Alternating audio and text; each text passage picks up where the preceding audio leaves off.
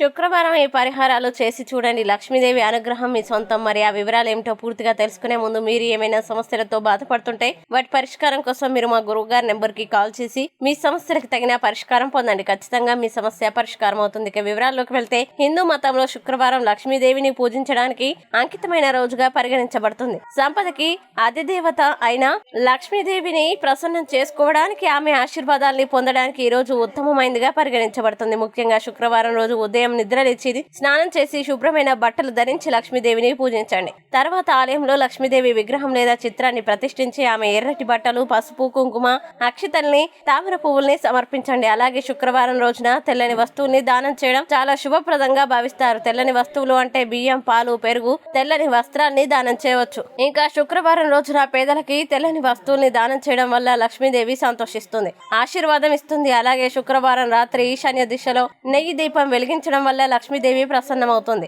వాస్తు శాస్త్రం ప్రకారం లక్ష్మీదేవి ఇంటి ఈశాన్యంలో అంటే ఈశాన్య మూలలో నివసిస్తుంది కనుక శుక్రవారం ఈశాన్య మూలలో నెయ్యి దీపం వెలిగించడం వల్ల లక్ష్మీదేవి అనుగ్రహం లభిస్తుంది. ఇంకా శుక్రవారం రోజున లక్ష్మీదేవి మంత్రాన్ని పఠించడం కూడా శుభప్రదంగా పరిగణించబడుతుంది.